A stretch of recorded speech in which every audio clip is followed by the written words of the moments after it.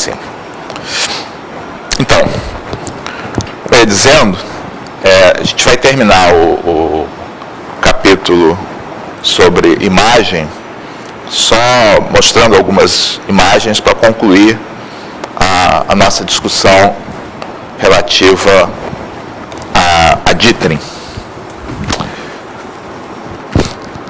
Então, eu lembro a vocês que o objetivo de dithering é lidar com situações em que a gente tem uma redução tão radical no número de cores disponíveis, por exemplo, de uma escala que tem 256 tons de cinza para uma escala que só tem 2 tons, quer dizer, preto e branco.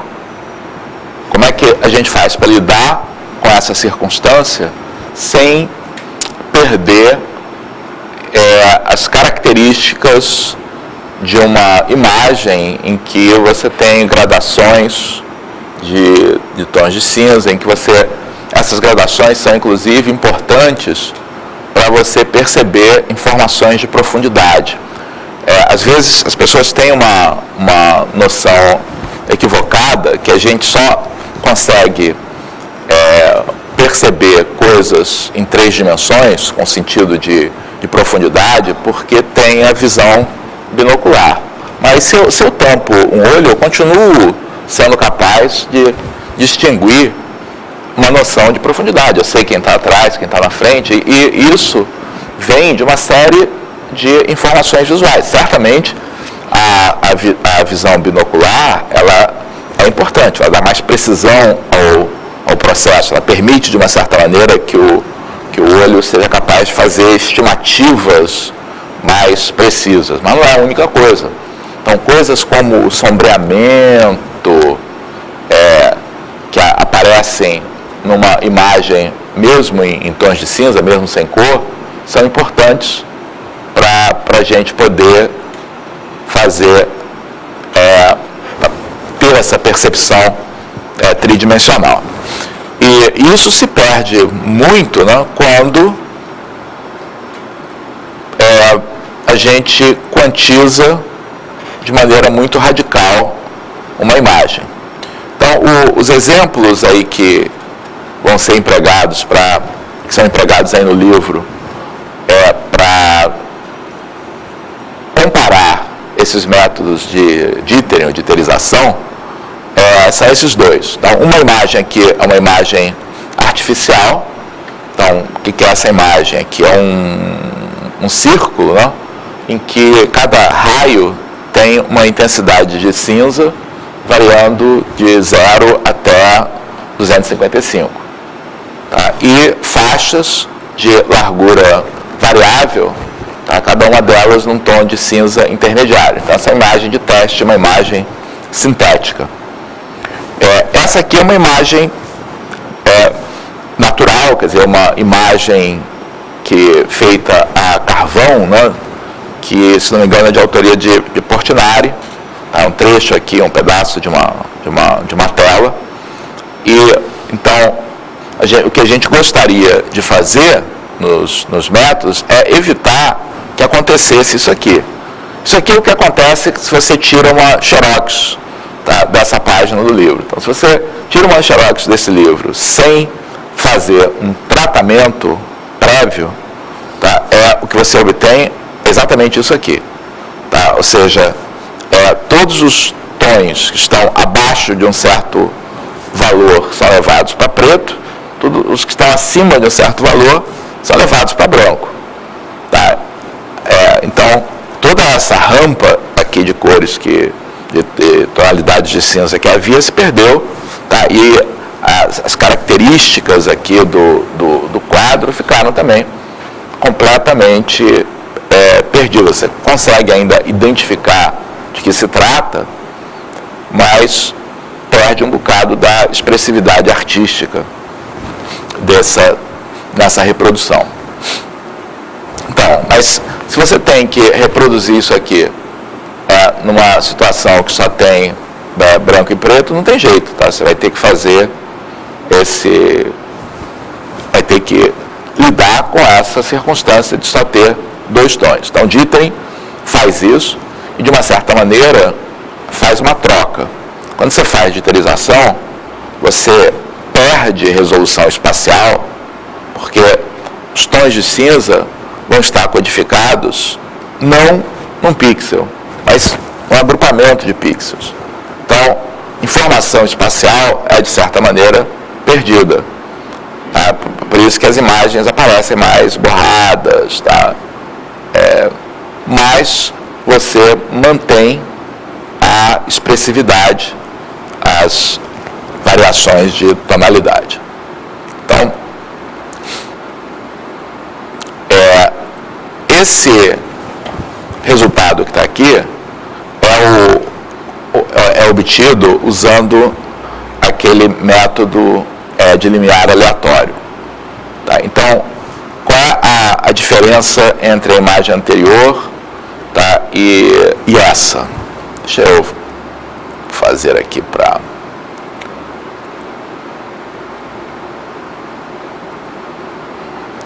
Então, se você compara, tá, essa imagem com essa que está aqui,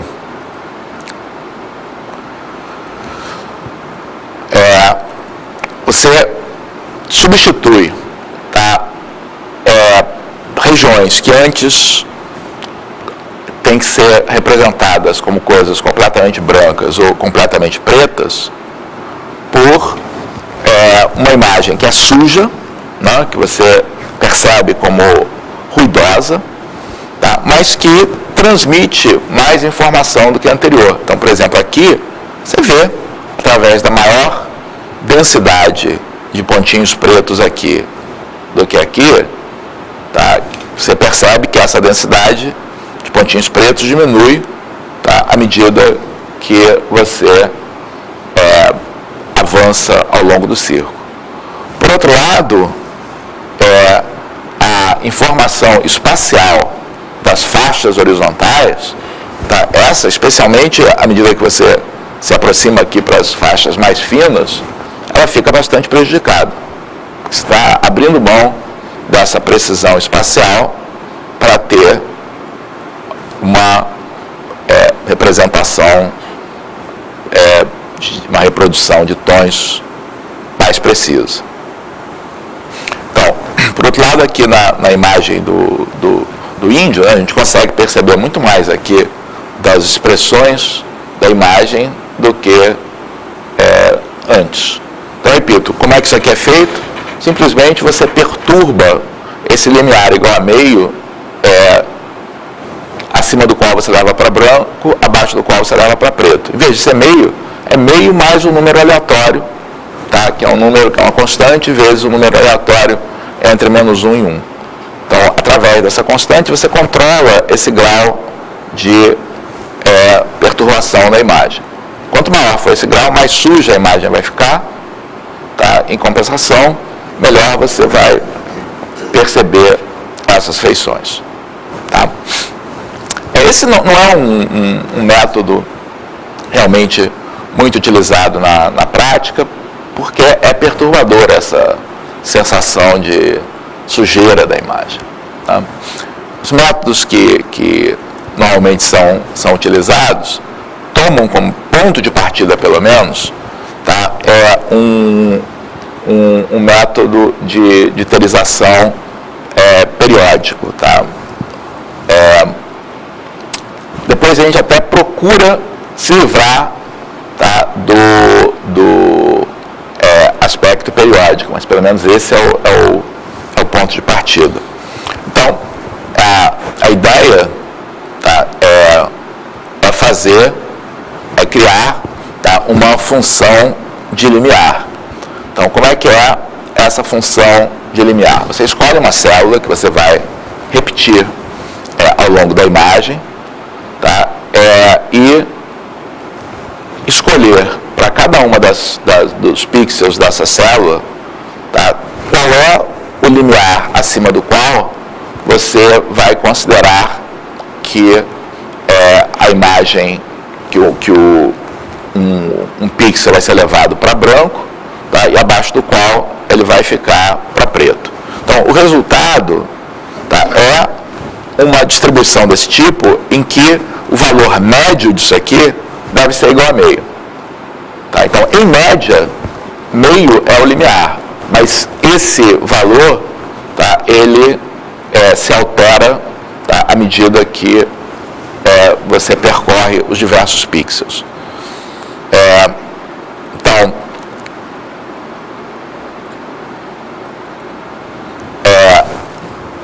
um padrão bastante simples, tá, da gente colocar, tá, é esse que é codificado por números 1, 2, 3 e 4. Então, como eu tinha dito antes, significa, tá, que, na verdade, esse 1, 2, 3 e 4 correspondem aos pontos obtidos pegando o intervalo 0, 1, tá, e dividindo em 5 intervalos. Quer dizer, 1, 2, 3 e 4 são os pontos de separação, 0, 2, 0, 4, 0, 6, 0, 8. Tá? E aqui tem o resultado do que acontece quando você pega uma imagem que tem um tom de cinza igual a 0,5, tá exatamente no meio da escala. O que acontece quando você reproduz essa imagem? Então, se fosse uma quantização, ou esse cinza ficaria completamente branco, ou ficaria completamente preto. Não tem outra alternativa, porque na quantização, valores idênticos de intensidade são mapeados para o mesmo valor na imagem de saída. Quando você usa jittering, tá, a comparação é feita com cada um desses pixels. Tá? Então, quando você pega esse cinza, que é o valor correspondente à metade, e compara com os níveis 1 e 2, que são os pontos de subdivisão abaixo de meio, ele está acima. Tá? Quando você compara com 3 e com 4, ele vai estar abaixo. Tá? Então, aqui nesse exemplo, a escala está invertida. Tá? Então, ou seja, o 1 está correspondendo ao preto, 0 ao branco, isso depende do contexto. Tá? Você pode mapear isso aqui de uma maneira ou de outra, os resultados vão ser análogos. Na verdade, para a impressão é mais natural você pensar no branco como ausência de informação e o preto como tendo informação. É o mais natural aqui da gente fazer. E é o que está acontecendo aqui. Então, nos pixels correspondentes a essas duas posições, eles estão sendo pintados de preto. Tá? Os pixels correspondentes às outras duas posições, em que o valor está abaixo do limiar, tá, estão sendo mantidos brancos na imagem. O resultado é esse padrão aqui de um tabuleiro de xadrez, que quando você olha de longe, tá, você percebe, tá, como quer dizer, o que é de longe? De tal maneira que o tamanho de cada pixel esteja inferior à nossa acuidade visual. Chega um momento, tá, em que nós não conseguimos identificar como distintos esses pixels, e aí o que o nosso sistema visual faz é uma média. Tá? E é assim, na verdade, que isso aqui é impresso no livro. Isso aqui é impresso no livro como esse padrão. Tá? Exatamente isso, o que está no livro, que a gente vê como cinza. Ok? Então, aquela é a classificação de que a gente falou, tá? Então tem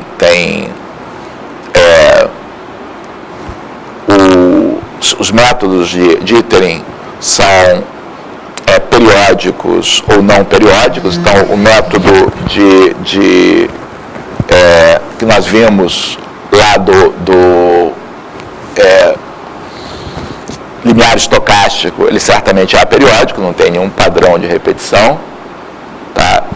E os métodos periódicos, que em geral são os que são utilizados como ponto de partida, de qualquer maneira, tem dois critérios para como organizar, tá, a sequência dos limiares dentro de uma célula. Tá? Uma é tentar manter os pixels que vão ser acesos, tá, juntos. E a outra é o contrário, tentar distribuí-los da melhor maneira possível dentro da célula. Isso leva aos métodos com aglomeração ou dispersão.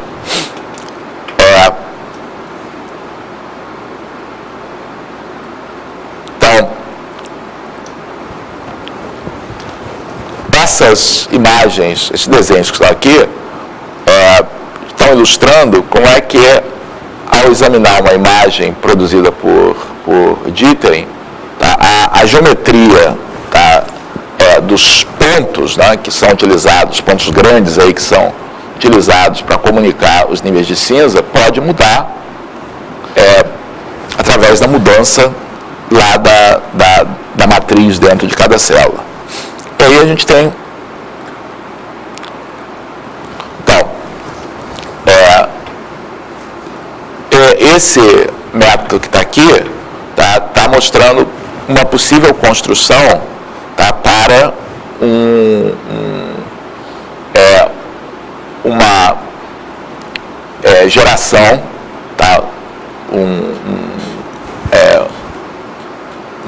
uma célula de Dithering que trabalha por aglomeração. Como é que eu sei que é por aglomeração? Porque quando eu olho os diversos níveis, 1, 2, 3, 4, 5, 6, 7, 8, 9, eu percebo que eles estão sendo construídos de tal maneira a ficarem juntos. Tá? Então, significa que quando eu tenho um determinado nível de cinza aqui, tá, essa célula vai ser colorida através de um ponto que tem a geometria de uma bola, um blob aqui, tá, que vai ser tanto maior quanto maior for a intensidade. Então, por exemplo, aqui está ilustrado o que acontece se eu tiver um cinza intermediário. Então, aqui eu tenho 35 níveis, né? Então, se eu tiver um cinza de valor meio, então os níveis abaixo de 18 são coloridos, os níveis acima de 18 não. Então, quando eu tiver uma região que seja exatamente cinza, ela vai ser preenchida com pixels, com pontos que vão ter essa geometria. Okay?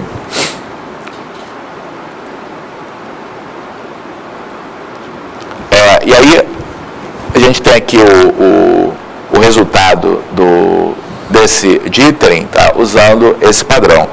Então, se vocês observarem, ele é formado por pontinhos, tá, por pontos, cujo tamanho vai ser definido, tá, pelo tamanho da célula.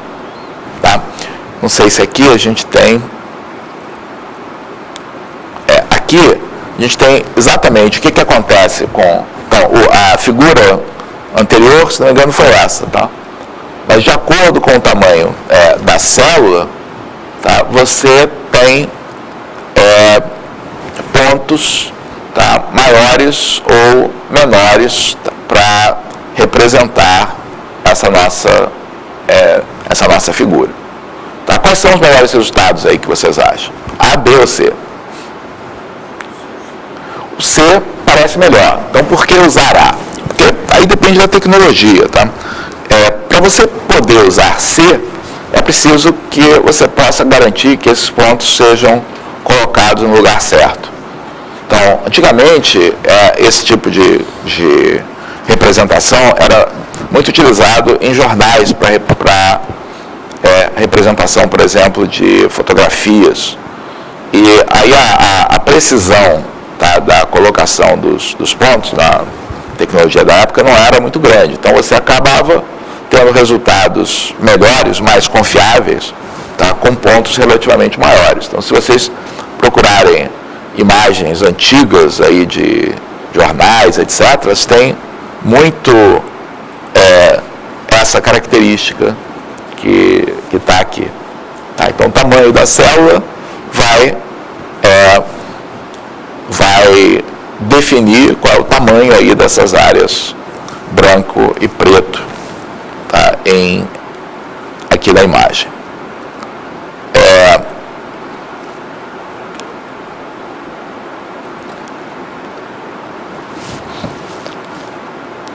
Já essa imagem que está aqui, tá, ela é produzida com o outro critério em que você procura, em vez de manter os sucessivos níveis juntos, espalhá-los, tá, da melhor maneira possível, tá, dentro da célula. Então tem um algoritmo, que é chamado algoritmo de Bayer, que é uma maneira de fazer isso recursivamente. Quer dizer, você começa com uma célula de tamanho 2 e a partir dela, recursivamente, você gera de tamanho 4, 8, uma potência de 2, qualquer, garantindo que você vai ter esses valores espalhados. Está descrito aí no livro, não vou entrar em detalhe, tá? Mas o resultado que a gente obtém, tá, é esse que, em princípio, se a gente tem uma precisão boa para posicionamento dos pixels, por exemplo, numa tela de computador, esse resultado é melhor do que aquele formado por aglomeração. Ele usa melhor a nossa capacidade de fazer médias. Tá?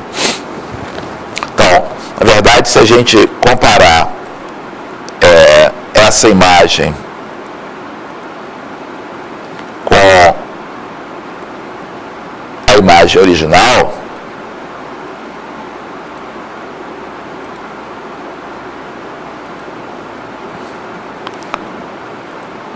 não, essa, nada disso, a ordem que ele faz é o contrário. Estamos comparando essa imagem, tá, com essa imagem. Então, é claro que tem uma perda, tá? Mas consegue preservar um bocado da expressividade, tá, da imagem original. Tá? Em particular aqui nos limiares, etc. Você consegue... Quando é que você começa a perder informação?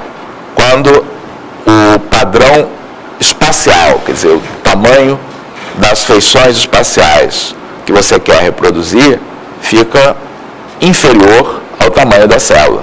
Então, quando você tem um certo tamanho de célula, aquilo que na imagem aparece mais fino do que isso, fica muito prejudicado.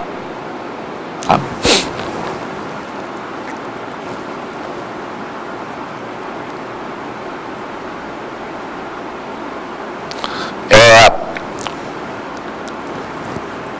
Finalmente, algo que eu não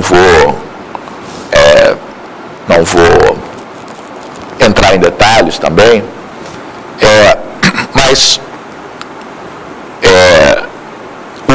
o padrão espacial que a gente obtém usando os algoritmos de dithering periódico, ele não é o melhor resultado que a gente pode ter. Tá? Uma maneira de melhorar esse resultado que, na verdade, tem dois efeitos. Tá? Ele destrói o efeito espacial, que comunica uma certa noção de artificialidade, etc. Tá? E, ao mesmo tempo, ele torna a representação mais precisa. É esse algoritmo de Freud-Steinberg, que pode ser utilizado a partir de qualquer método de dithering. Tá? Então, qual é a ideia, tá, desse algoritmo? Se você compara a imagem diterizada, por exemplo, essa que está aqui, com a imagem original, que é essa que está aqui, você pode, para cada pixel, medir, tá, qual é o erro que você está cometendo, tá, e tentar compensar esse erro, tá, nos pixels vizinhos, de tal maneira que globalmente na imagem você tenha uma intensidade total quando você soma todos os pixels, sendo muito próxima da imagem original. Tá? Então, qual é a ideia desse algoritmo? Então, você compara esse pixel inicial aqui da imagem diterizada, que é um branco, tá? Com imagem original, que possivelmente não é completamente branco, tem um cinzinha claro lá. Tá? Aí você faz uma contabilidade, olha, eu usei maior intensidade nesse pixel do que no original. Carrega, tá, essa intensidade para o pixel seguinte. Tá? No momento que você carrega, tá, essa intensidade para o pixel seguinte, tá, você vê, tá, se quando você leva essa intensidade para o pixel seguinte, se somado à intensidade original dele, tá, se isso ultrapassaria, tá, o limiar de dithering que você tem lá. Se ultrapassar, você corrige, tá, esse pixel, se for o caso. Tá? Então, o que como eu disse, eu não vou entrar aí nos detalhes, tá? Mas a ideia desse método é uma ideia de propagar o erro que você vai estar cometendo em cada pixel para os pixels vizinhos, tá? E na hora de tomar a decisão sobre se esse pixel vai ser branco ou preto, não considerar só o valor inicial, tá? Considerar o valor inicial desse pixel somado ao erro cometido, tá, no pixel vizinho. Na verdade, você pega esse erro, distribui para os vizinhos. Então, se você cometeu, então, por exemplo, o algoritmo de dithering, tá, nos colocou um valor, tá, igual a 0 aqui, mas na verdade a intensidade era 0,2. Tá? Então você tem esse 0,2 de intensidade, distribui para esses três. Tá? Então, normalmente o que você faz mandar uma fração para cá, não necessariamente frações iguais, isso aí é característica do algoritmo. Tá? Também você pode fazer para os vizinhos só na horizontal e vertical, também funciona, não precisa fazer na diagonal, e coloca, por exemplo, desse 0,2, tá? Você coloca 0,6 para cá, 0,8 para cá, 0,8 para cá, 0,4 para cá. Soma esse valor a 0,6, 0,06, 0,04, compensando esse 0,2 que você errou. Soma esse valor, tá, a intensidade dos pixels, e aí faz a diterização com esse novo valor. Tá? Novamente você vai cometer um erro, pode ser para mais ou para menos, leva para os vizinhos e assim por diante. Tá? O resultado disso é que a imagem que a gente obtém deixa de ter aquela regularidade espacial, tá? E fica mais próxima da imagem original. Então, quando a gente compara, é difícil que a escala não é a mesma, né? Mas comparando essa imagem, tá, com a imagem original, a gente começa a ver isso aqui como uma representação até artisticamente aceitável lá, né? Então, algo que um artista, dependendo da técnica aí que ele fosse utilizar, poderia fazer para transmitir, tá, essa ideia. Ok?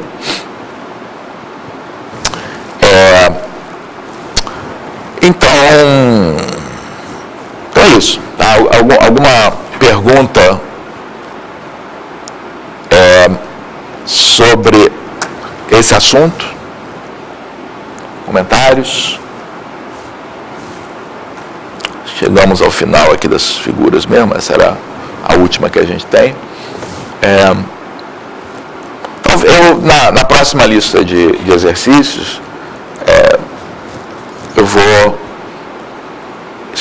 sugerir que vocês experimentem um pouco com os algoritmos de dithering, usando aí a biblioteca, tá? ou não. Talvez eu peça para vocês experimentarem também com esse algoritmo do Floyd Steinberg para fazer essa dispersão. Ou pelo menos dar exemplos com a biblioteca. Vou pensar ainda. Ok, então isso termina esse capítulo.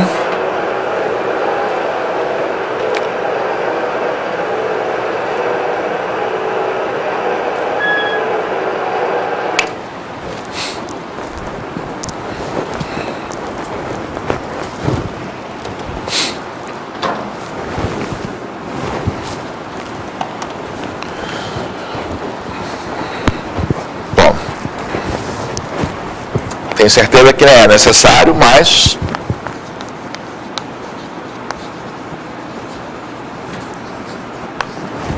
lembrar que a gente tem uma prova amanhã.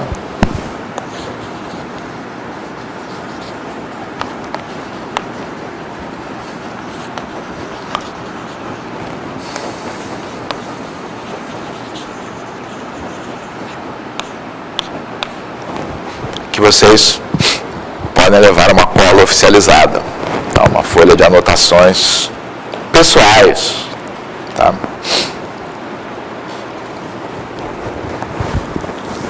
Para a prova. Sim? Pode ser frente e verso, mas não pode ser folha de cartolina, não pode ser folha assim, frente e verso, sem problema.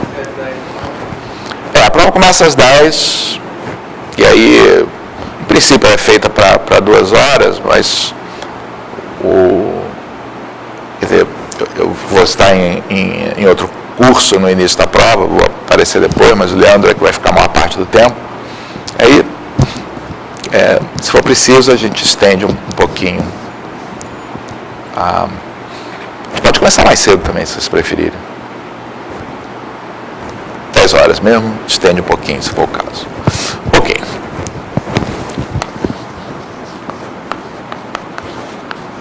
Então,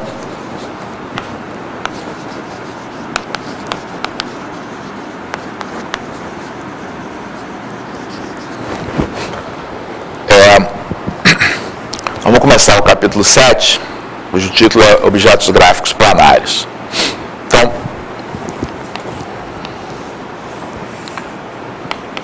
remetendo lá ao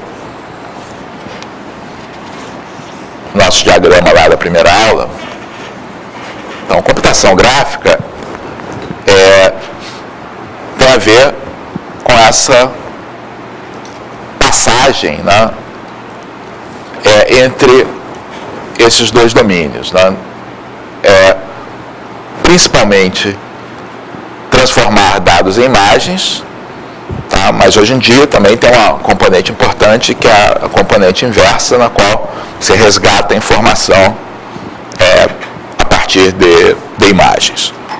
Então, até agora, a gente usou quase metade aí do curso, né, entendendo a natureza desse lado. Tá? Então, vimos o que é uma imagem, e aí para entender direito o que é uma imagem, entender cor, tá? Como transformar imagens e, enfim, exploramos bastante a parte direita desse diagrama. No resto do curso, tá, a gente vai explorar a parte esquerda, tá, e os processos de conversão desses objetos para imagens. Então, na verdade, objetos gráficos planares têm a ver exatamente com a natureza desses dados. Tá? Que dados são esses, tá, que vão ser transformados em imagens?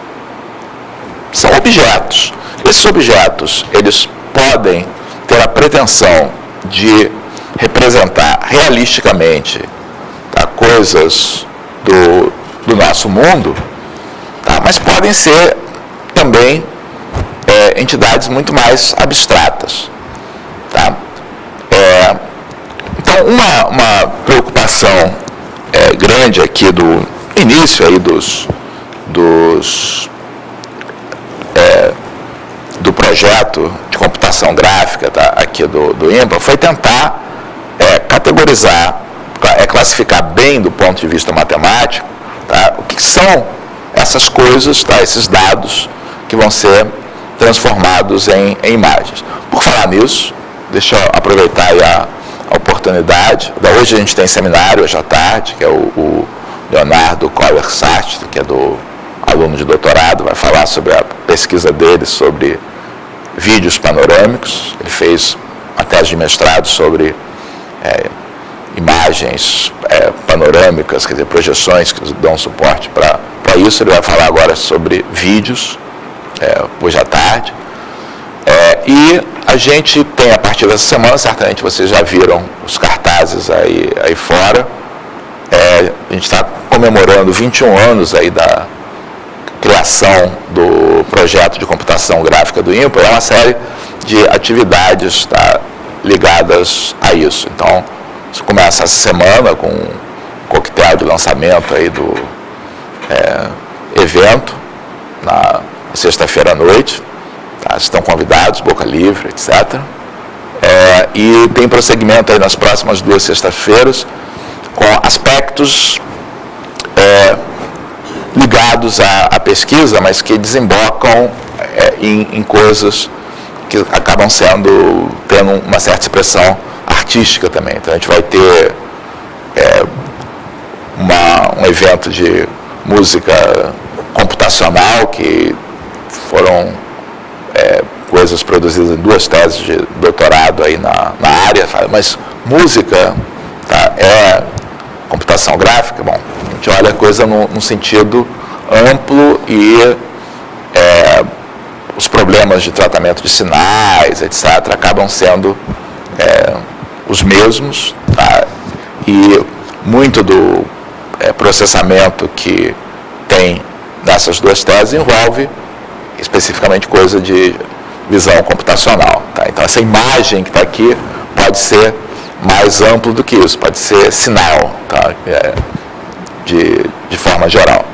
Então a gente vai ter numa sexta-feira um evento ligado à música e no outro ligado a vídeo, tá? Vocês estão evidentemente convidados aí a comparecer. Fechado o parênteses, como eu estava dizendo, tá? A caracterização, tá,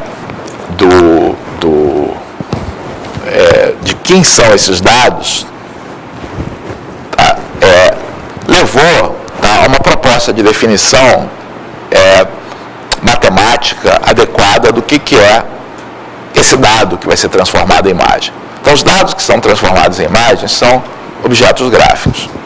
Tá? Então, esses objetos gráficos têm que ser definidos de uma forma que seja flexível o suficiente para tanto englobar coisas que são representações realistas do mundo, quanto coisas que são representações estereotipadas do mundo, que você possa representar, colocar no mesmo saco tanto o monstro que vai ser criado lá para um filme ou um jogo, tá, extremamente realista dentro de um universo aí qualquer, tá, quanto uma planta de uma casa em que você quer representar as paredes por linhas ou por região entre 2 linhas, em que a representação é uma abstração da realidade.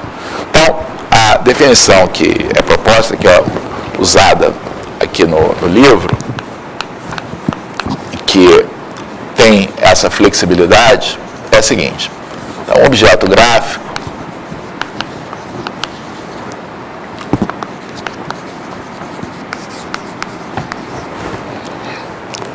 é um par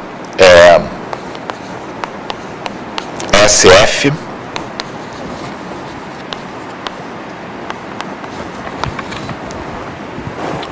onde S é um subconjunto de um Rn, e é claro que, no nosso caso, os casos que interessam são os casos em que N é igual a 2 ou 3, tá? E aí, no capítulo 7, a gente vai estar trabalhando com N igual a 2, tá? Objetos contidos no R2. E F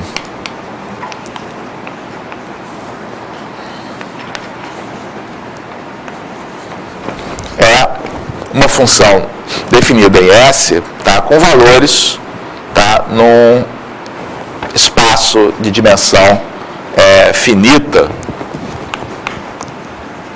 Essa é chamada função de atributos.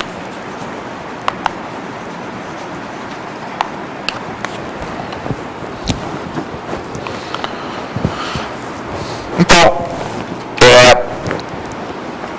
essas definições gerais, tá, são boas e ruins, né? São boas porque elas conseguem englobar um número grande de casos, tá? Por outro lado, deixa no ar, tá, uma série de coisas. Tá? O suporte, tá, é mais simples, porque o suporte é a representação geométrica, tá, do objeto a ser representado. Certamente, tá, a gente sabe que se você vai querer fazer com que um objeto, por exemplo, o monstrinho lá do que eu falei, tá, vá aparecer na sua cena, ser gerada, você tem que pensar de que maneira ele ocupa o espaço. Então, a maneira como ele ocupa o espaço é representado pelo suporte. Tá? Já a função f, ela vai depender muito do contexto. Tá? Quando eu falo que é uma função de atributos, significa que para cada ponto, tá, do meu objeto, tá, eu vou querer colocar a informação adicional, tá, não geométrica, quer dizer, não contida lá na informação do suporte, que possa ser relevante, tá, para a representação desse objeto. Tá? Isso depende do contexto. Tá? Então, que coisas poderiam ser representadas aqui nessa função? Material. Se for se eu tenho um monstro ali, eu vou querer dizer como é que é a pele desse monstro, que é, tipo assim, um réptil, ou será que é algo metálico? Então, material, tá? A cor. Na verdade, as propriedades refletivas, refrativas do material, para ver como é que vai interagir com a luz, poderia ser importante. Agora, se o que eu estou representando, tá, é a planta de uma casa, tá, então não tem material. Mas pode ser importante, na hora de fazer um desenho esquemático, eu ter uma informação que é, por exemplo, espessura. Você vai dizer, puxa, mas não está na geometria? Não necessariamente.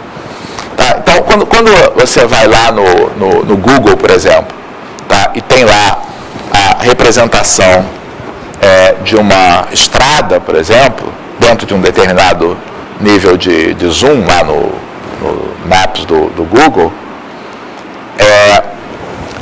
a largura dessa linha não é necessariamente proporcional, tá, à largura da estrada, porque senão ela nem ia aparecer no mapa em geral. Tá? Essa representação aqui da estrada é convencional, não é geometria. Tá? Então, quando a gente faz isso não está embutido, tá, na geometria. Tá? Esse é um atributo que a gente coloca para a representação desse objeto. Tá? Então, a ideia de um objeto gráfico é isso, tá? Que para você poder representar algo, para converter algo em imagem, você tem que saber a geometria dele, isso é fundamental, e tem que saber informações adicionais. Tá? Essas informações adicionais, que dependem do contexto, dependem da aplicação, tá? São, então, dadas aí por essa função de atributo. Tá? A principal, para a gente, tá?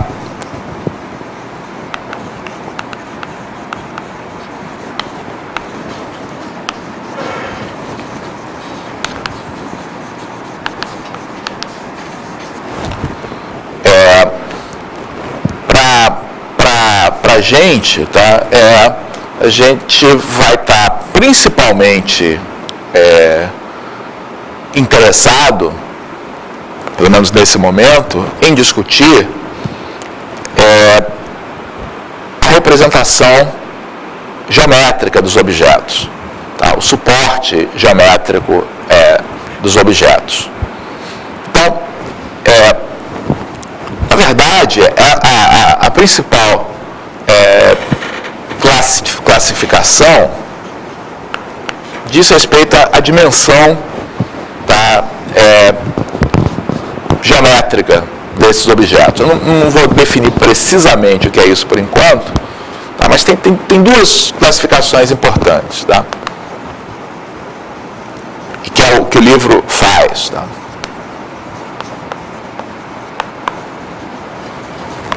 Então, quando a gente está definindo, está trabalhando aqui no capítulo 7 com objetos gráficos planários, tá? Eu estou dizendo que eu estou estudando nesse capítulo, tá, os objetos que estão no espaço ambiente caracterizado por n igual a 2. Tá? Então, essa classificação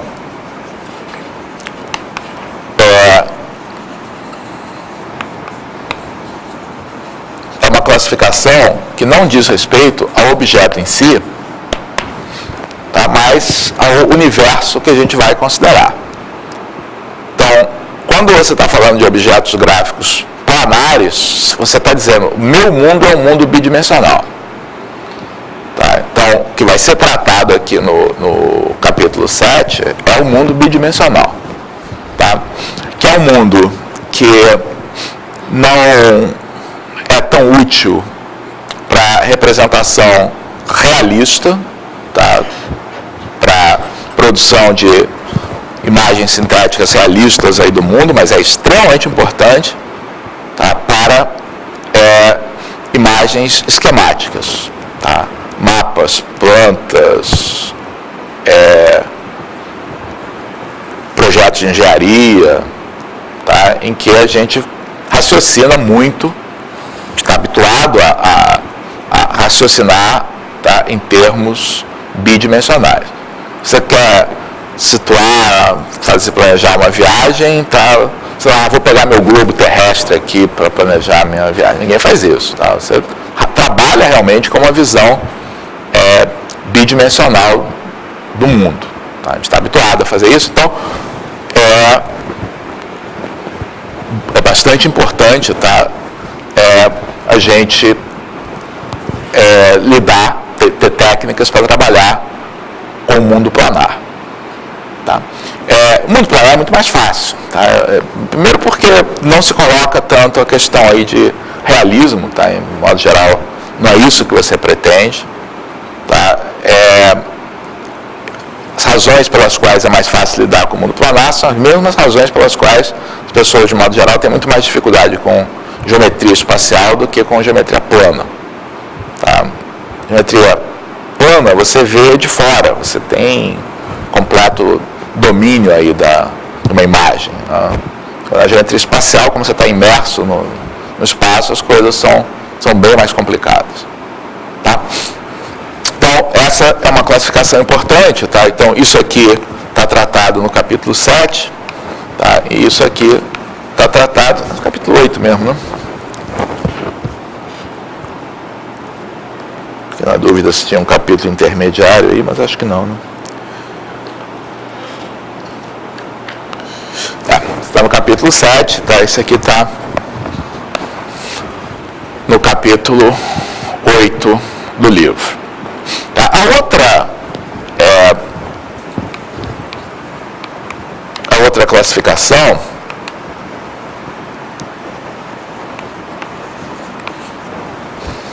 tá? É mais complicada.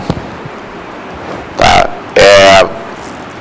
Que diz respeito, tá, à dimensão de S.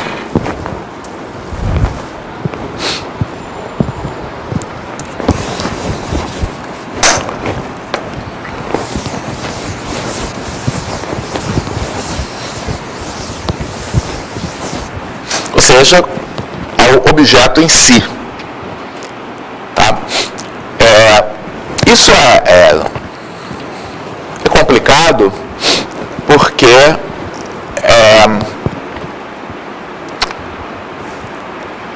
algo que a gente tem uma noção intuitiva, tá? Bastante clara, tá? Então, se eu olho aqui para a superfície aqui dessa folha de papel, assim, dobrada ou não, ninguém tem muita dúvida de que isso aqui é um objeto de dimensão 2. Tá? Mas o que isso quer dizer, tá, exatamente? Tá? O que significa esse objeto ser de dimensão 2, tá? Enquanto se eu pegar um fio, tá? Se tivesse um fio aqui pendurado, eu provavelmente escolheria representá-lo por meio de um objeto de dimensão 1, uma curva, tá, aí no espaço. Note que, no fundo, nos dois casos, a gente está falando do mundo matemático, tá, não do mundo físico desses objetos. Tanto a folha de papel quanto esse fio pendurado são objetos do espaço tridimensional. Na verdade, isso aqui tem um volume, tá, tem uma espessura. Tá. O fio, idem, tá, tem uma seção reta aí, ele, na verdade, é um objeto tridimensional. Mas, provavelmente, seria melhor modelá-lo como objeto de dimensão 1. Tá? Então, se a gente olha aquele outro diagrama, tá, que é o diagrama dos 4 universos, como sempre, aqui nesse curso, nosso foco está aqui. No modelo matemático, tá? E, posteriormente, nas questões ligadas à representação. Tá? Então, essa dimensão, tá? Do ponto de vista intuitivo, tá?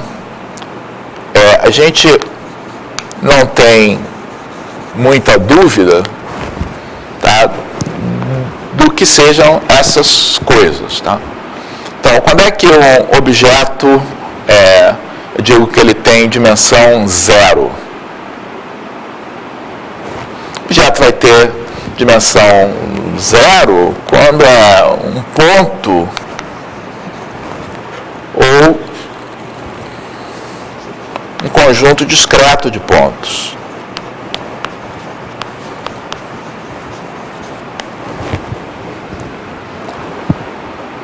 Tá? Finito, com certeza. Tá? Infinito também, desde que não tenha complicações, os pontos se agruparem muito perto de algum lugar, que eu vou começar a ficar confuso. Tá? Então, se for um ponto, tá, ou um conjunto discreto de pontos, tá, isso está de acordo com o que a gente pensa num objeto de dimensão 0.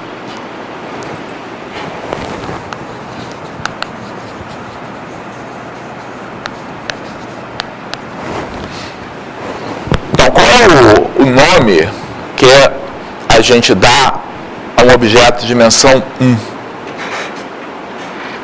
Qual o termo genérico que a gente utiliza para se referir a objetos geométricos de dimensão 1? Qual a palavra que vem à cabeça de vocês?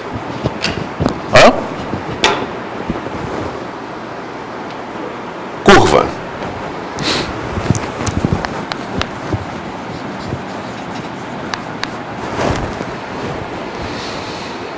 Tá? Mas o que é uma curva?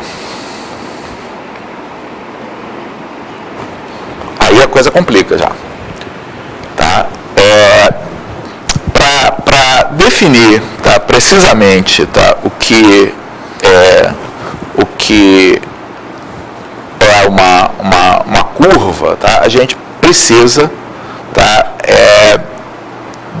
da topologia, tá, que é a área da matemática que estuda formas. Tá?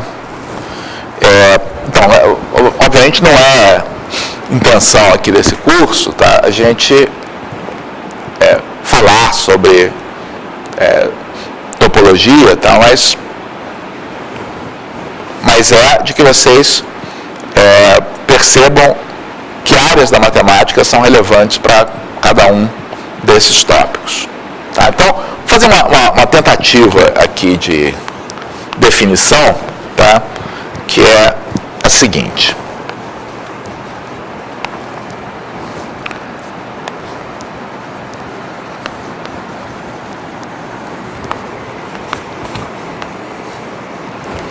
Uma curva plana simples é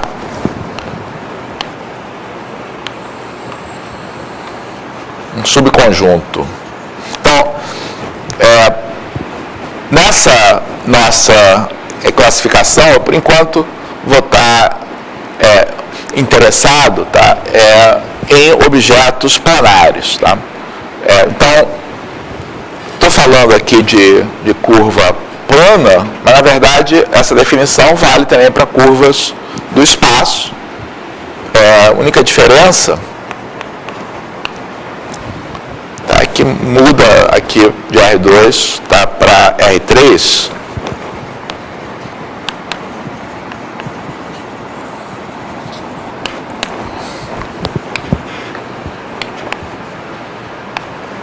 então vou usar, é uma definição que tem o defeito que ela está usando palavras aqui que não foram definidas aqui nesse contexto, tá?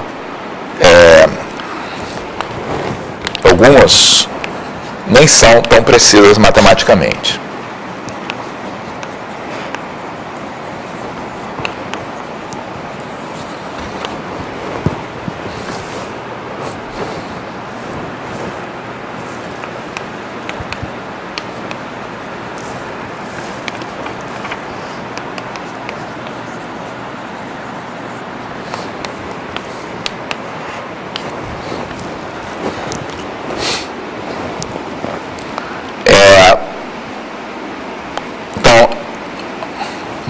Decodificar, tá, essa nossa definição.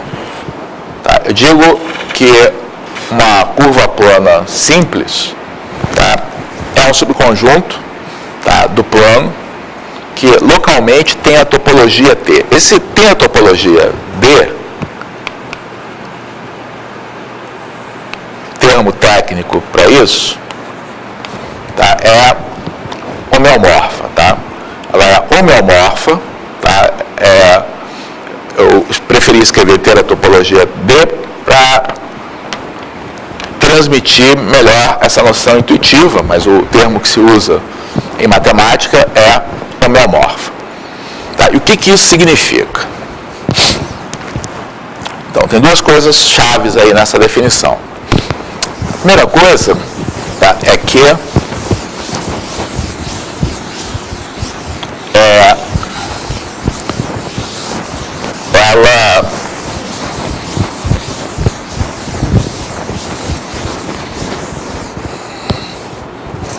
ela tem aquele localmente que está ali. Tá? Então, eu vou colocar aqui exemplos. Tá? Esse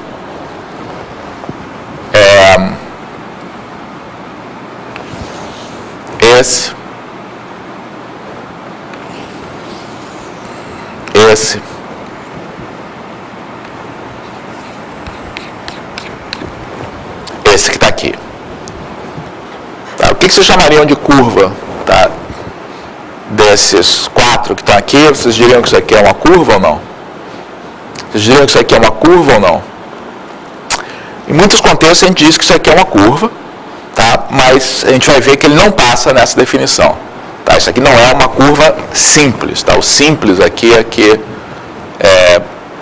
não é verdade. Mas pode ser decomposto, essa figura pode ser decomposta em pedaços que são curvas simples. Isso aqui é uma curva simples? A gente vai ver que isso é uma curva simples segundo essa definição. Tá? A curva pode ser fechada. É para isso que apareceu esse semi-fechado lá. Vocês vão ver que o semi-fechado apareceu exatamente para que isso aqui seja uma curva simples. Tá? Isso aqui é uma curva? Não. Tá? Tá? Esse aqui é um objeto, tá? Que é um objeto de dimensão 2. Tá? É uma região do plano. Objetos de dimensão 2 no plano são regiões do plano. Tá? Objetos de dimensão 2 no espaço são superfícies ou pedaços de superfície. Tá?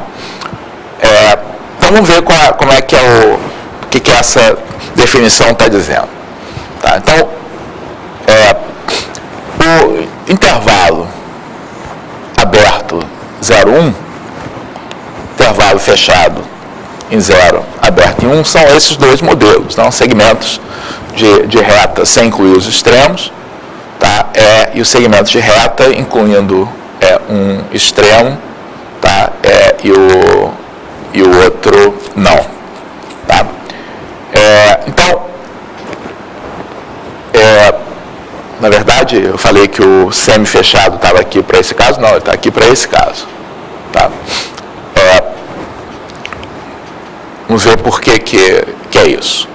Então, primeiro a ideia de localidade. Tá? Então, a ideia de localidade significa que você, ao examinar o que acontece com essa nossa figura, tá? Examina apenas o que ocorre, tá? Próximo, tá? Arbitrariamente próximo, tá? De um ponto dessa figura. Tá? Você podia ter aqui uma curva que passava bem pertinho dali, mas não tem problema, porque você consegue pegar uma vizinhança aqui desse ponto que exclua, tá, os demais ramos. Então a ideia olha para o que acontece numa vizinhança desse ponto, uma vizinhança aberta aqui desse ponto. Tá? Quando você intersecta essa curva com uma vizinhança suficientemente pequena, tá? Já estou até chamando de curva, né? Intersecta esse objeto com uma vizinhança suficientemente pequena, centrada nesse ponto, tá? Você obtém dois resultados possíveis. Um é um segmento de curva como esse. Tá? O outro, se o ponto for o ponto extremo, é um segmento de curva como esse.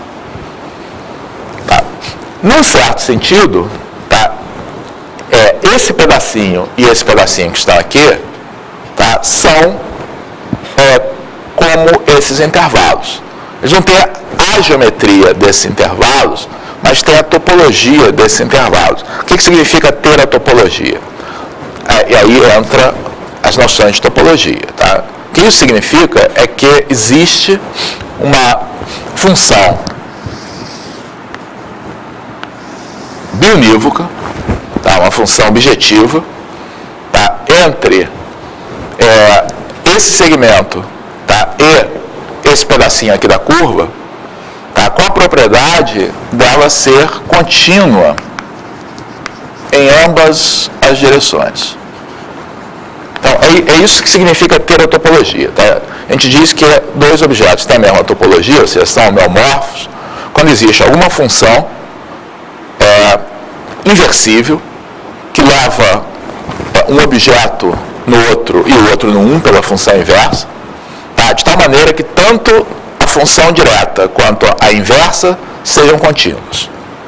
Tá? Então, essa é a ideia de que você consegue produzir esse objeto através de uma deformação contínua, tá? Sem ter quebras, tá? Sem ter dobras do objeto que serviu como modelo. Tá? Então, para uma curva que tem extremos, tá? Ou que tem pelo menos um extremo, a topologia de cada local dessa curva pode ser de dois tipos. Se esse ponto é um ponto interno à curva, a topologia é de um segmento aberto. Tá? Se esse ponto é um ponto extremo da curva, ele é de um intervalo que é semi-fechado. Tá? Então, isso aqui é uma curva simples. Tá? Isto aqui não é uma curva simples, tá? Por causa deste ponto aqui, só por causa desse ponto. Porque qualquer que que seja a topologia, tá, que a vizinhança, tá, que eu escolha desse ponto, tá, não tem como, tá, eu definir uma função que leve esse segmento, tá, aqui na minha figura, que seja contínua nas duas direções. Num sentido só, é fácil, é tranquilo. Tá? A dificuldade está em fazer isso nas duas direções. Tá? Não vou entrar em detalhes, tá? Mas isso faz com que isso aqui não seja, tá, uma curva simples de acordo com essa definição.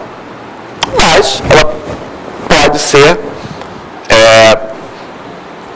representada como uma união de curvas simples. Tá? Então, se você desconecta esses pedaços que estão aqui, por exemplo, tá, você pode representar isso aqui como 3 segmentos de curvas simples. Curvas fechadas são simples, não tem o menor problema. Até no sentido são mais simples do que as abertas, porque qualquer ponto aqui que você pegue tem a topologia do segmento. Então, isso que está aqui vai ter essa topologia, que é a topologia de um segmento semiaberto. E aqui, se você pega aqui um ponto qualquer, pega essa região, tá? Não tem como você fazer uma função bionívoca do segmento unitário nessa função. Uma coisa interessante é que é perfeitamente possível você mapear esse segmento dessa região através de uma função contínua. Tá? Essas funções contínuas têm, inclusive, um papel importante em matemática e tem um algoritmo de jittering que foi proposto pelo Jonas e Luiz, que são os autores aí do livro, baseado exatamente nessa ideia de uma curva capaz de preencher o plano. Então, com o segmento, você consegue, sim, obter uma função contínua do segmento nessa região. Mas não consegue fazer isso de maneira que a inversa seja contínua também. Tá? Então, a matemática acompanha a noção intuitiva de que ninguém, em sã consciência, pensaria que isso aqui é uma curva. Tá? Então, esses objetos aí de dimensão 1 são os objetos mais interessantes, tá? No estudo dos objetos gráficos planares. Vai dizer, puxa, mas os objetos de dimensão 2 não são interessantes também? Então, se eu estou no âmbito de objetos planares, então os objetos de dimensão 2 tá, são objetos desse tipo, quer dizer, um objeto tem dimensão 2 quando localmente, tá, ele tem a topologia, tá, de um disco, tá, um disco, um semidisco, mas eles são regiões do plano. E a razão pela qual, no caso de objetos gráficos planares, tá, isso não é tão interessante de ser estudado, é porque normalmente, tá, uma região do plano. Então, se eu peço para você, desenha aí uma região do plano, o que você vai fazer? Você vai desenhar uma região do plano assim? Vou marcar esse ponto aqui. É assim que a gente faz? É assim que a gente define uma região do plano? Não. A pessoa normal, quando eu peço para desenhar uma região do plano aí, em geral o que a pessoa faz é desenhar uma curva. curva fechada.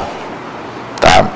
Que aí tem um outro resultado importante aí da topologia, que é toda vez que você desenha uma curva simples, fechada em um plano, tá? Você implicitamente define duas regiões, tá? Uma região limitada, a outra não. Tá? Esse é chamado teorema de Jordan a respeito das curvas do plano. Tá? Então, normalmente, essas regiões são caracterizadas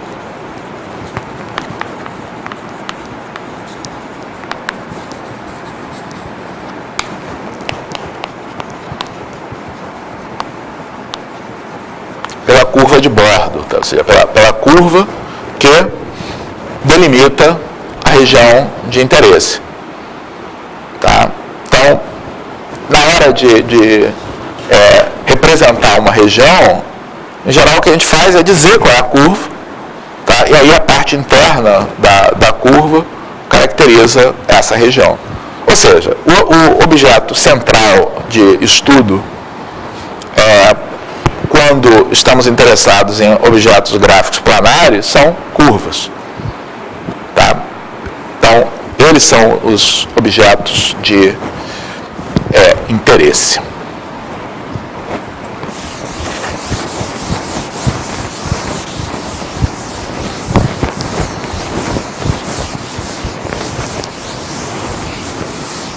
Então, é exatamente para curvas que a gente vai querer fazer a passagem do universo matemático, tá, para o universo de representação.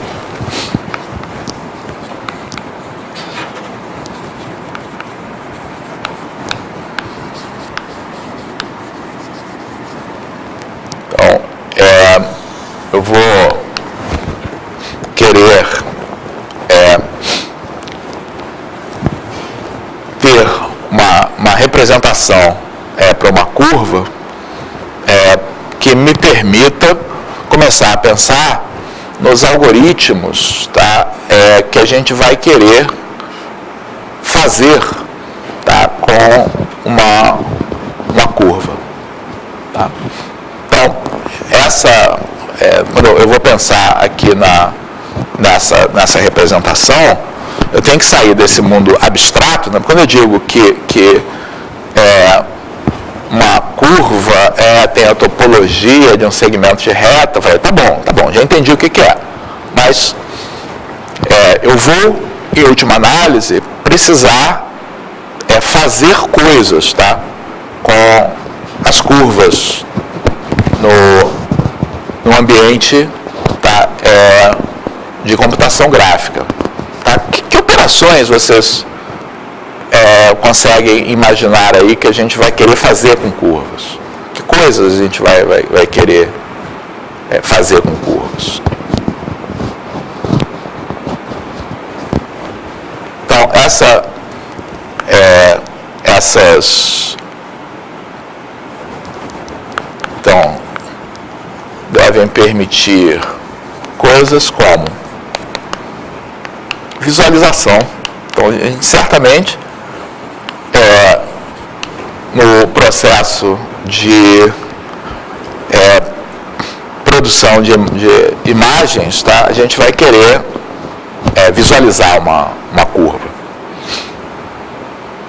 A minha representação deve permitir que eu tenha meios de fazer isso. Mas não é só. Tá? Normalmente, e isso nasceu aí junto aí com a computação gráfica, e no caso de objetos planares, tá, isso é ainda mais importante, só se justifica, na verdade, você ter um mundo planar quando você seja capaz de interagir com esses objetos. Tá? Então, eu estou falando aqui de, por exemplo, produzir uma planta ou então ambiente de mapas. Tá? Tem um mapa lá, tem uma linha desenhada que é uma estrada, tá? E aí eu vou querer, por exemplo, poder apontar esse objeto, tá? E detectar que eu cliquei sobre ele, por exemplo, vai vir informações com o nome da estrada, tá? E coisas desse tipo. Então, para eu fazer isso, tá? É uma operação fundamental que eu tenho que suportar é aquela de, dado um ponto, tá? Dizer se esse ponto é um ponto pertencente à curva, tá? Ou não. Tá? Então, operação de pertinência, tá? Verificar se um ponto pertence, tá, a uma curva, tá, ou não, tá, é fundamental. Tem outras, tá? No contexto aí de jogos, por exemplo, é fundamental a gente fazer coisas como detecção de colisão. Tá? Detecção de colisão, no fundo, é detecção de interseção da trajetória de um objeto, tá, com uma curva. Mas, no fundo, isso é uma maneira mais sofisticada aí de se fazer pertinência. Então, pelo menos essas duas coisas, tá, eu tenho que ter em mente, tá, na hora de pensar na representação de curvas. Tá? Isso é importante para a gente analisar as vantagens e desvantagens dos dois principais modos para representar uma curva.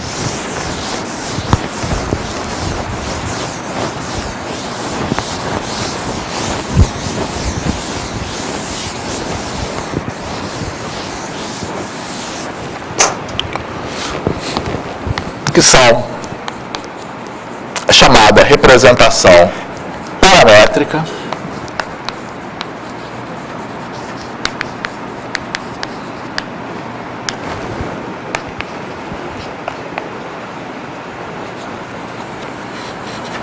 e a chamada representação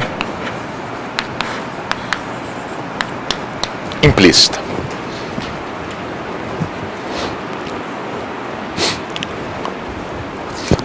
Representação paramétrica é essa aqui. Tá? A representação paramétrica de uma curva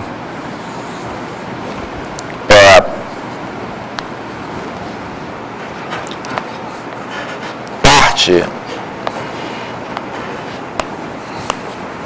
de um intervalo. Não precisa ser o intervalo 0,1, pode não ser o mais conveniente, tá? Pode ser um intervalo fechado qualquer. Tá? Não precisa ser fechado também, mas... e você define um mapeamento, tá? Que a cada ponto T pertencente a esse intervalo define um ponto gama de T, tá? Sobre o segmento. Então, a representação paramétrica, na verdade, é uma função definida sobre um certo intervalo, tá, com valores em R2, onde, no mínimo, tá, a gente exige que ela seja contínua.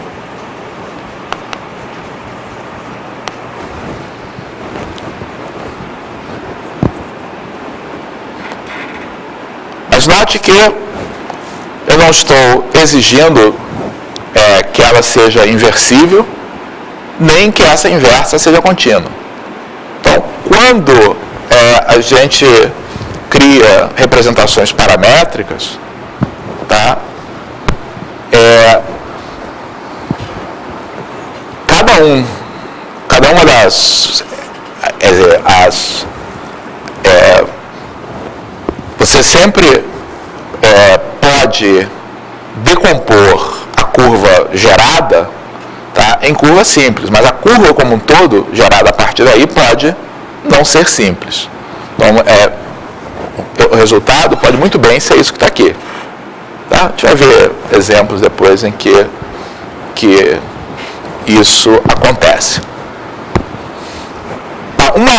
Uma interpretação importante aí de curvas paramétricas é pensar em T como sendo tempo, tá? E pensar em gama de T como a posição de uma partícula que se desloca no plano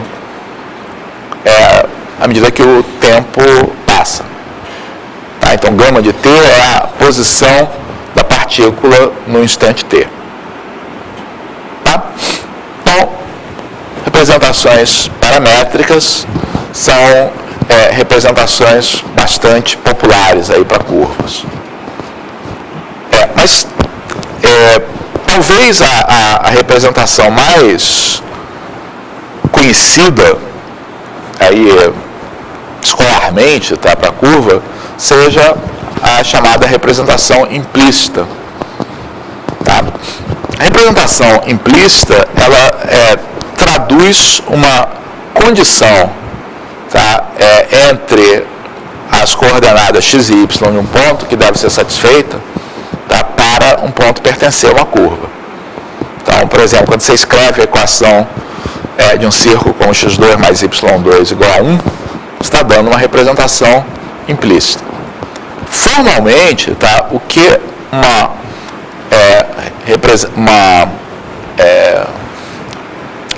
então, no primeiro caso, a curva é representada como a imagem de uma função. Então, a curva, na verdade, é a imagem dessa função.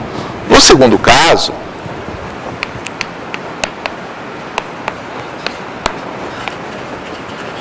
o que você está fazendo é isso aqui. Você dá uma certa função, tá, de R2 em R, tá, e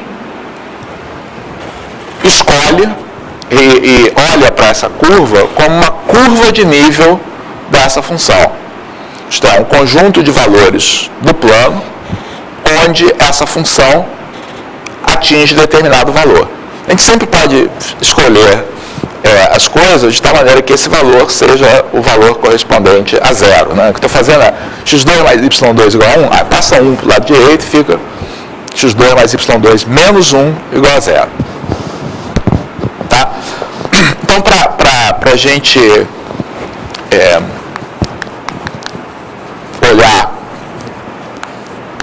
um exemplo de representação paramétrica e de representação implícita, tá? Eu vou escolher exatamente, tá, um círculo de centro na origem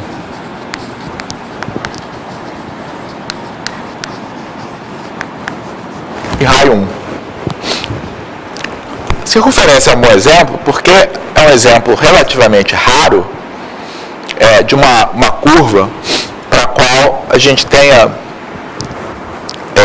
facilidade de encontrar representações paramétricas, tá, e implícitas.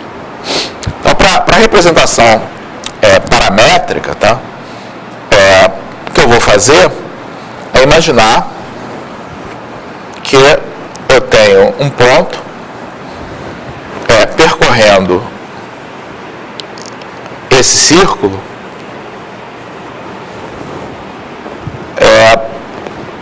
e vou descrever, tá, qual é a função que mapeia a posição desse ponto de acordo com o instante t.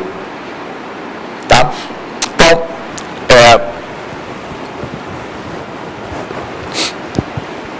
uma maneira, tá, de fazer essa descrição, tá, é através do ângulo, né? Então, eu posso imaginar que, na verdade, o T corresponde ao ângulo central nessa trajetória percorrida pela partícula. Então, estou dizendo aqui, no instante T, esse ângulo aqui vai ser igual a T. Mas aí, se esse ângulo é igual a T, a posição aqui da minha partícula é dada por coordenada seno T e a abscissa é cosseno t. E eu consigo dar uma volta inteira aqui no círculo quando t varia de 0 até 2π. Então, uma representação aqui é da função gama, né, de 0 a 2π em R2, que a cada t associa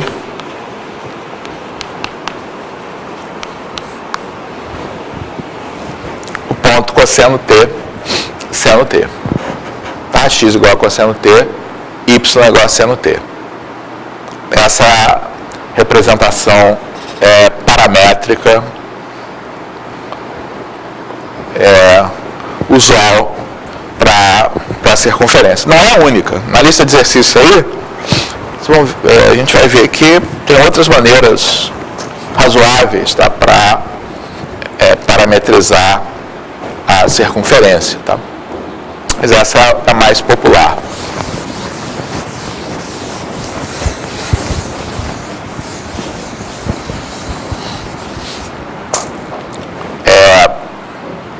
A outra forma de eu pensar aqui na circunferência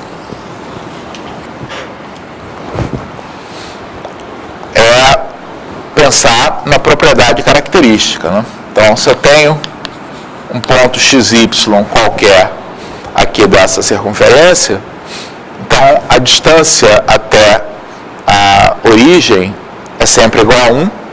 Portanto, para todo ponto aqui da circunferência, a gente tem x2 mais y2 igual a 1.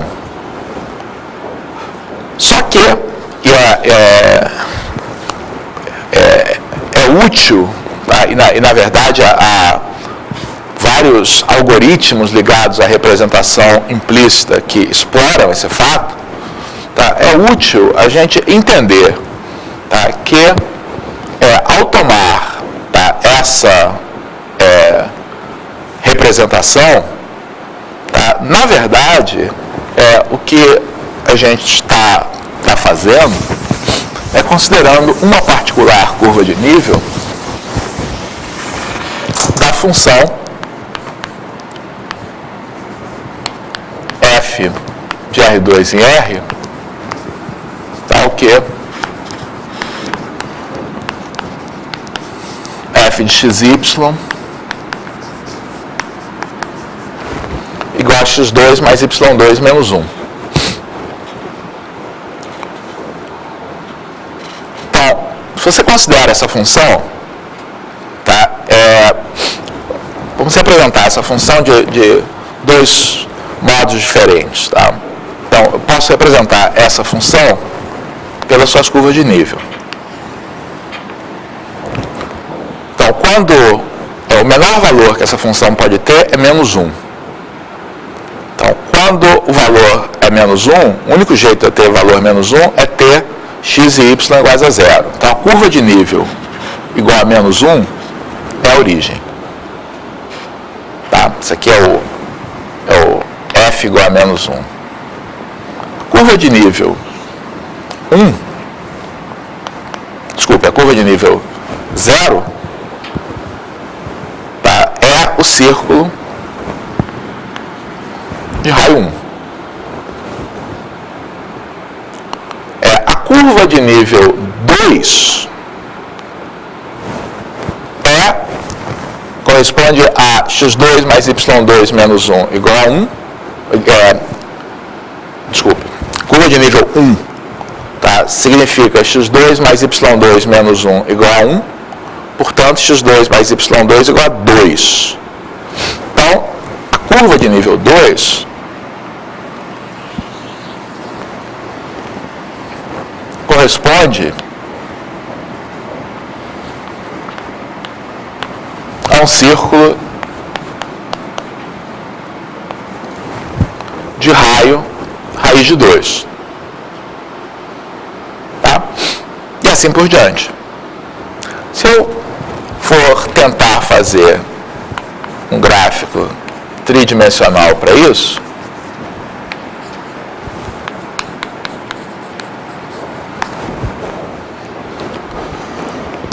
Então, o que acontece é que esse gráfico tridimensional vai dar uma superfície, tá? E as seções produzidas nessa superfície, quando eu faço, por exemplo, y igual a 0, eu vou ter f igual a x2 menos 1, que mostra que ao longo do eixo x eu tenho uma parábola.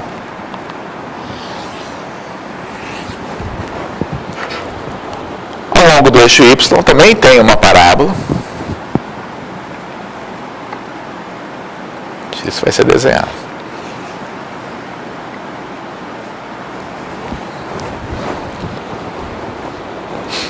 E essa figura que está aqui me mostra que para z constante, a seção é uma circunferência. Então, o tipo de figura que eu tenho é isso aqui, tá? É um paraboloide, tá, de revolução que corta o plano z igual a 0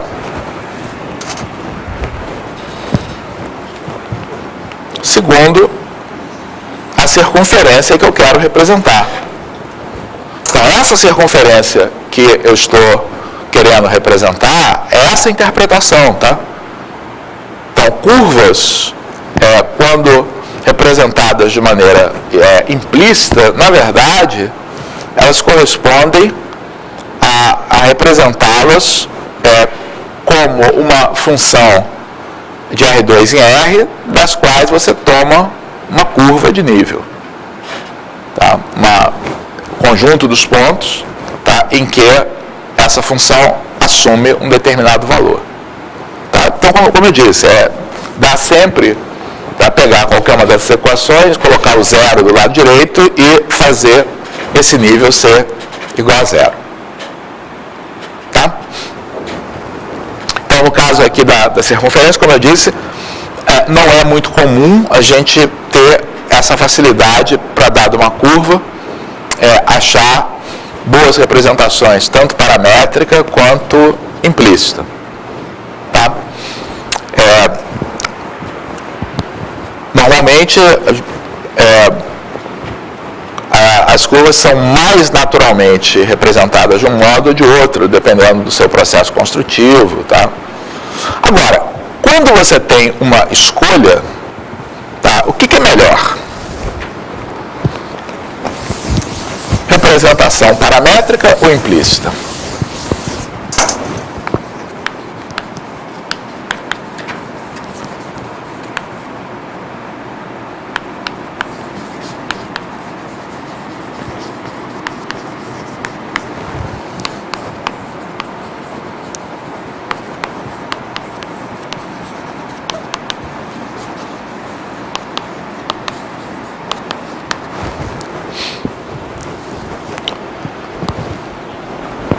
Representação paramétrica ou implícita?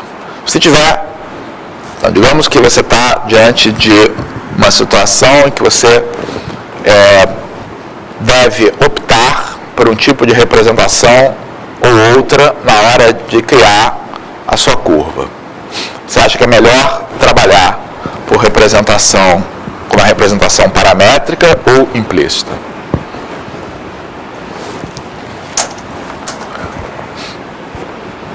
Alguém vai arriscar? Bom, como em muitos casos, a resposta é depende.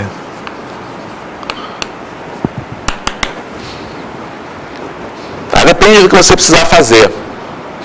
Tá? Porque, na verdade, representações paramétricas e implícitas têm vantagens complementares. Então, representações paramétricas tem a vantagem, tá, que é muito fácil amostrar pontos.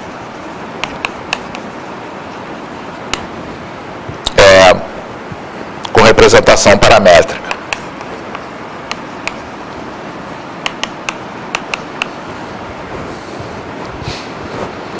se eu tenho uma representação como essa, e eu quero fazer uma visualização rápida, por exemplo, dessa circunferência, moleza.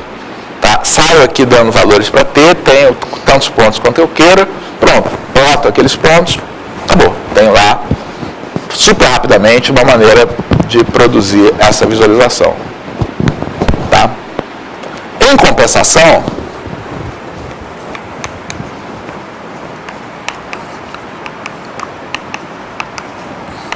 é difícil verificar a pertinência.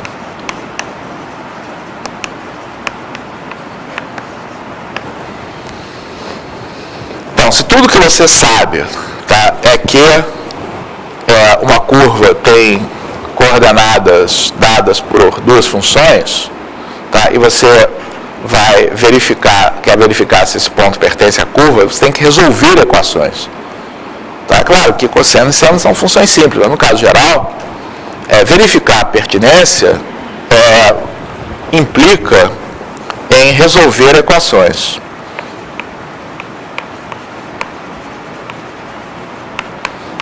Calcular valor de função é fácil, mas resolver a equação, em geral, é complicado. Para representações implícitas, as virtudes são exatamente complementares.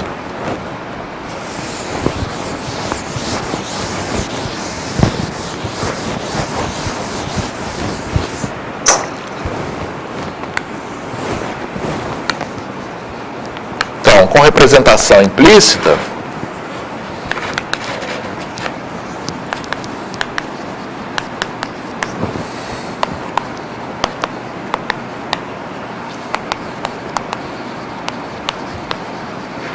é fácil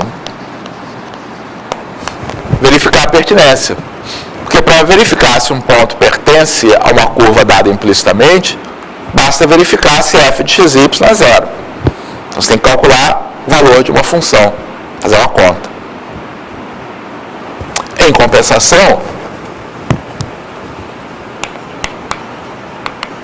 de um modo geral, é difícil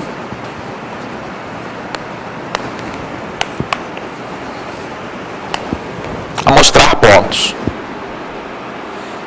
Tá? Por exemplo, digamos que o f de xy seja algo como x7 mais 6, x5, y4 mais seno x elevado a x2 mais y, algo desse tipo.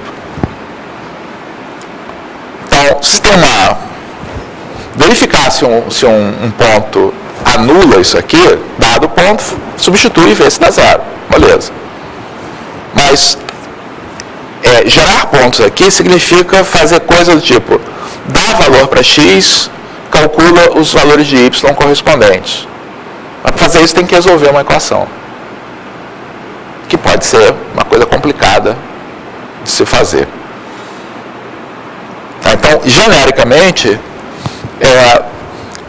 essas representações, tá, têm virtudes complementares. Tá? Você nunca tem o melhor dos dois mundos, a menos você ter nessa situação super feliz de você ter as duas representações. Até do ponto de vista teórico, essa é uma pergunta que recebeu muita atenção aí no início da computação gráfica. Em que condições é possível obter uma representação paramétrica a partir de uma implícita e vice-versa. Tem uma outra, a representação implícita tem mais uma vantagenzinha, tá, que pode ser importante em certos contextos, tá, que na representação implícita a gente tem um certo controle, tá, do tipo de curva que a gente vai obter. Tá? Então, eu falei que na representação paramétrica não tem muito jeito, através da representação paramétrica, de saber se sua curva faz isso ou se ela faz isso. Tá? Às vezes muda um pouquinho lá a sua função, ela começa a se entrecruzar. Tá? E não tem jeito, quer dizer, você através do exame da função, não tem um teorema que te diga como distinguir essas situações. Para curvas implícitas tem. Então, para curvas implícitas tem um teorema famosíssimo aí na matemática, que é o teorema da função implícita, tá? Que nos dá certas garantias, tá? Do que a gente obtém quando intersecta, tá? O gráfico de uma função, tá? Para obter uma curva de nível, tá? Você tem condições sobre as quais você pode dizer, pode garantir o tipo de figura que você vai obter. Tá? Isso eu vou fazer na nossa próxima aula aí na segunda-feira. Então, na segunda-feira, vou fazer mais esse comentário aí sobre curvas implícitas, e aí vamos tentar olhar o nosso problema principal, que é como visualizar curvas representadas ou parametricamente ou implicitamente. Tá? Bem, então amanhã, prova, 10 horas, consulta uma folha de anotações.